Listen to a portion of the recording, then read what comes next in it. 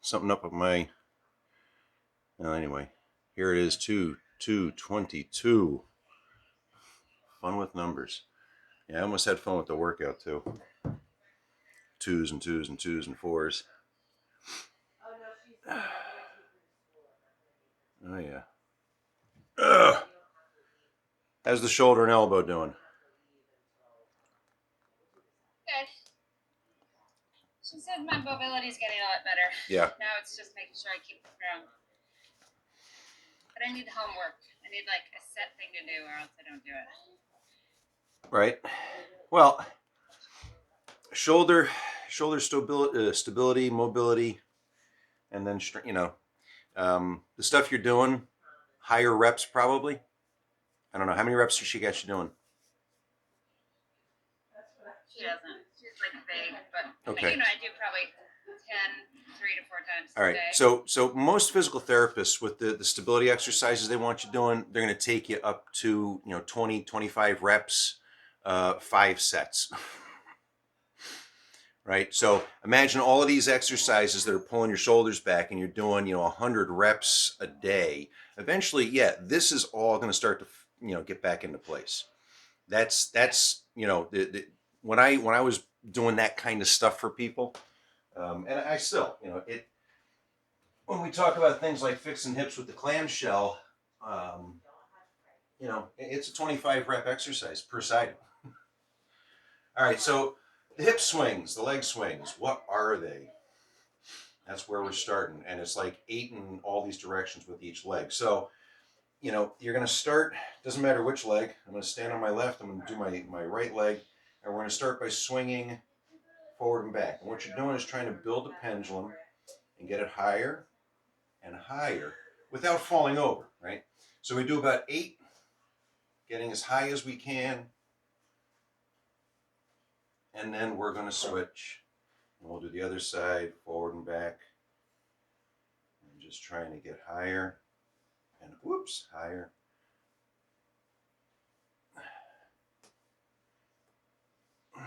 There's 8.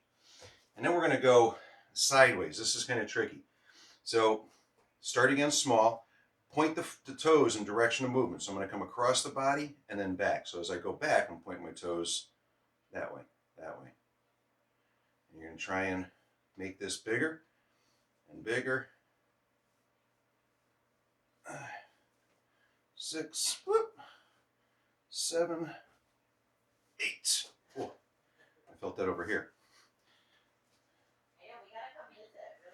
2, 3, 4, 5, 6, 7, 8. Anna, you're not here, and I did these for you. So just, this is, and I put these in for Anna because she's got so many hip issues, but other people will benefit. But that idea, just, in the morning maybe, of getting, something in the double digits for swings on both legs, loosen the hips up. All right, so we're doing a get up in a windmill. Some of you may have noticed I threw a crow at the bottom. I'm going to show you a crow stand today. It's a fun hand balance. All right, don't forget the windmill.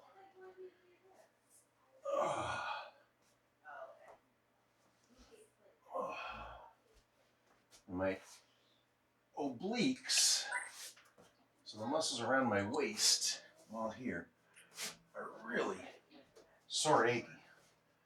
And everybody in exercise land wants to know, Steve, what did you do?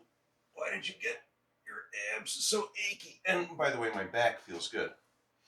Oh, Annie, I missed our leg swings. I got to show these to you because these were for you. But I'll finish my get up. But yeah, I shoveled somewhere between 4 and 6 miles worth of real estate. Yeah, I had the step counter going. I was probably in the 7-mile range for the day, but I had been shoveling, manually with a shovel all day. So I'm thinking there might have been 2 miles worth of just moving without shoveling, but easily 4 or 5 miles of snow removal walking. And that's why my waist feels like I did some crazy ab workout. Now, my back doesn't hurt because I'm really anal retentive about switching sides when I shovel. Very important. Even the guys I work with, I'm telling them, look, you got to switch. You got to go lefty, go righty, go lefty, go righty. Because if you just all do righty, I guarantee tomorrow your hip is going to be back. Your hip and back's going to be messed up. Ab rollout's next, but I want to show Anna, if you can hear me, the leg swings. So the leg swings, just you're going to plant one foot, and you're going to take the other leg, get it just off the floor, and we're going to start with a pendulum forward and back. And you're really trying to reach back and get as high as you can without falling over, right? And you can do a bunch of reps here. We just did like 8 on each leg. But when you get into the rhythm, boom. Now, you do that with both legs. Then you're going to come across the body. So here, same foot down on the floor, I'm going to come across and I'm pointing my toes in that direction. As I go back this way, I'm going to point my toes in that direction. So it's going to look kind of like that. And you're trying to come right across the front of your body and kick higher and higher. Yeah. Start doing those in the morning, 20 per leg, give or take. All right, so we got ab rollouts. I'll get back on program here. And then we're doing the chop and lunge. If you got a medicine ball, great.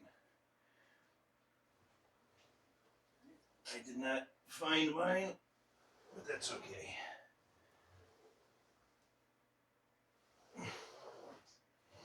And the chop and lunge for Anna will turn into a stretch. And I think even for me, I don't think I want to load this up too much. So a light medicine ball, light dumbbell, or no weight at all.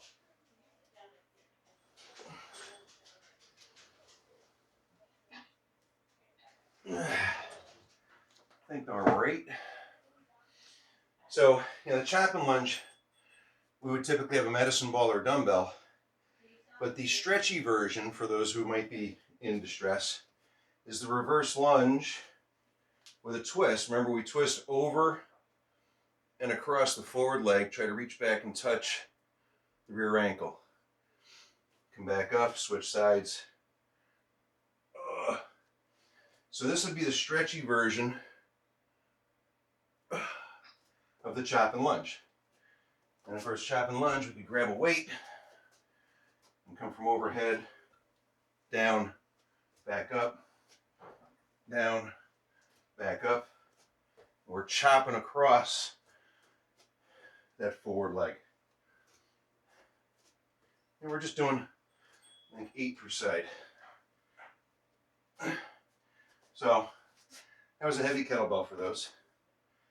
And I darn sure don't need that. Oh, I'm getting too old for this. So wild thing is the one of the crazy planks. It's the old get up plank. And it's the one where we start push up, lift the leg, bend the knee, and start pushing it across the body. And that pulls the shoulders up, look up, reach up, bring the shoulder back down, hip comes across, lift, bend, rotate and reach. Going 8 per side. Ooh.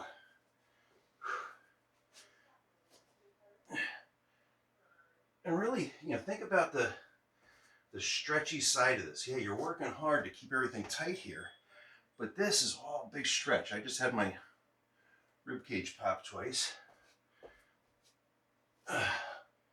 which is always a good thing, in my opinion. There it goes again. The ribs have muscles between them.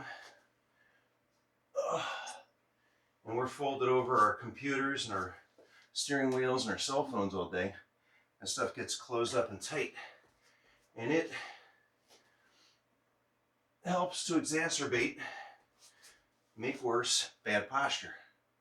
All right, so if we're all these little muscles in between the ribs and the intercostals here, if this is all closed up and tight, it's going to pull all of the forward chest and shoulder into middle, which is part of, well, everybody's problem. We've got to get those shoulders to open up and reach back.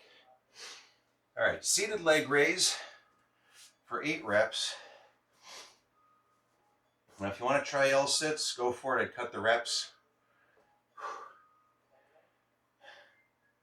And if you're starting to feel comfortable with these, try reaching a little bit forward, but keep those palms down and press the hands into the floor as you lift the legs.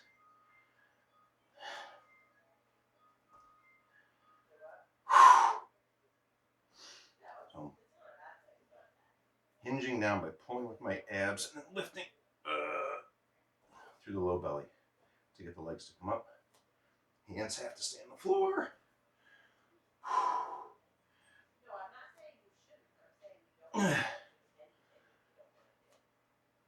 I think one more. And then for the ab twister, again, if you got wonky hips or back, I don't show this enough, I suppose, but take your stability ball, legs are together on top, and I've got the ball right up against the back of my leg, so I've got kind of a 90 at the knee, 90 at the hip. And from here, shoulders still stay down, and you're just going to gently stretch side to side. Oh, that feels so good right there. And of course, the harder version would be up here. And you really want to make sure that you keep the abs engaged. It's very important to keep the tailbone off the floor while you're doing these, because we really don't want this to yank on the low back. Right now, with the tailbone up, it's yanking all on the abs into the obliques. So it kind of reaches up. It doesn't reach down and back. You should just feel maybe some stretching here. A lot of contraction in the belly.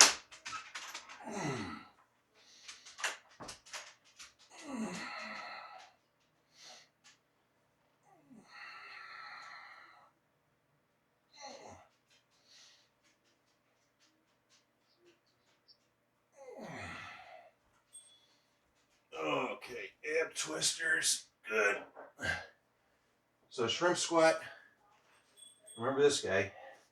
8's a tough one, but so if you've got your TRX, you could hang onto the straps, pull them in tight like you're doing a row, and then as you sit back and down, the straps will help support you, right? You want to try and touch back knee to the floor, but not the foot, and come back up.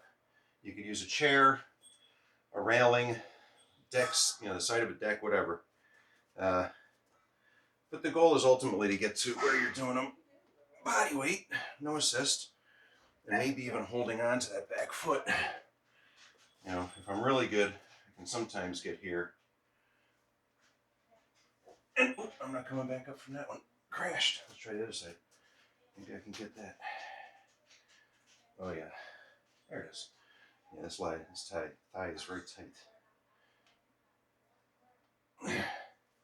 So that would be, a little bit more advanced version. Hold on to the foot.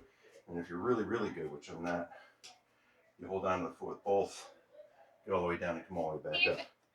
Steve, do you have a trick for, it's hard when you're there, but yeah, engaging my glute when I'm doing these? Because I've noticed, like with a PT person, she's shifting my hips enough and then it kills and I realize how weak it is, but I can't figure out how to do it independent of what to do. So with this particular exercise you're talking? I mean, this, or just, like that squat, but in this, like, I'm assuming my knee needs to kind of, I almost need to do like an internal rotation of my thigh is what my head is telling me. But Well, as you're squatting, if I do a 2-foot squat, I actually want external rotation to happen.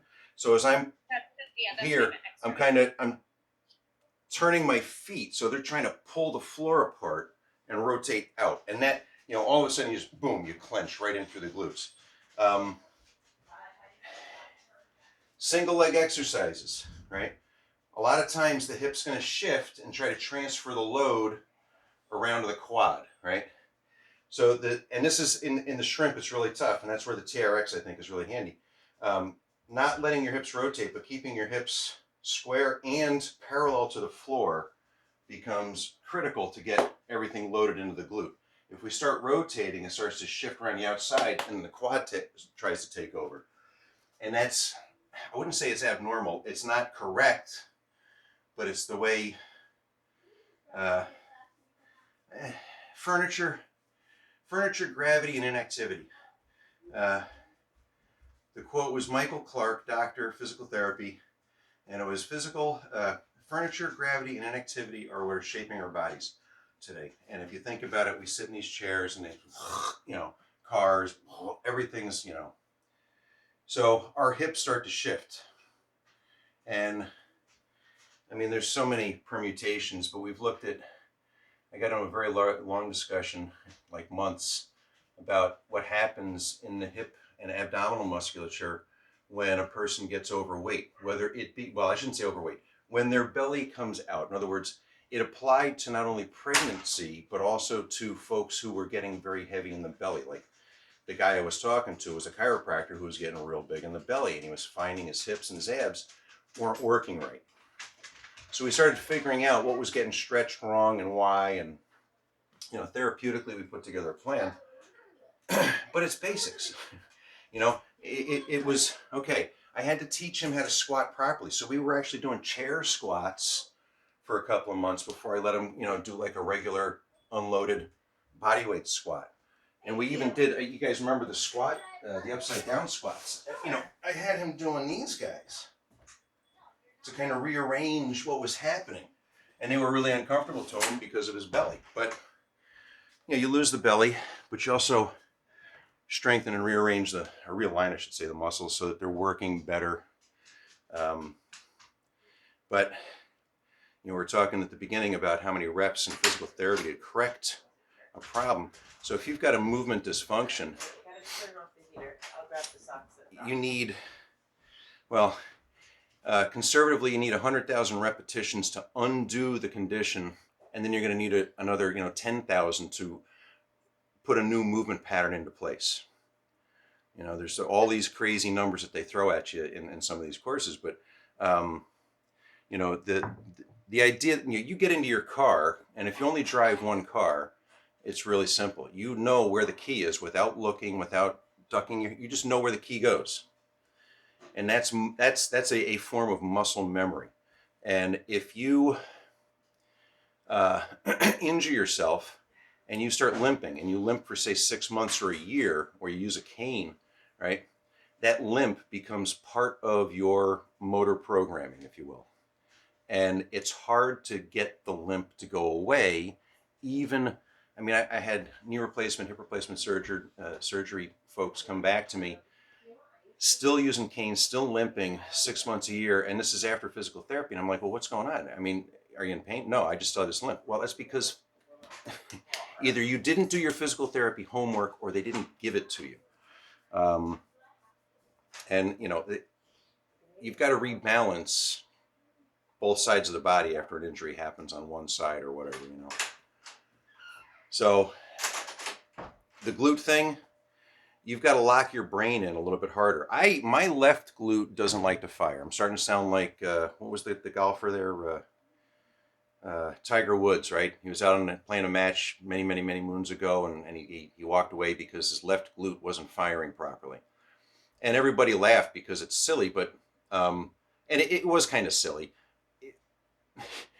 But I got it. If your hip's not working right, your swing's not going to work. It's not going to be right. Now why he walked away and gave up on it, I don't know, but that's whatever. That's why people were laughing at him. But I got it. So fixing a muscle that's misfiring takes a lot of conscious effort and time and consistent effort. So think on that. YouTube. Today's Wednesday. I'll see you Friday.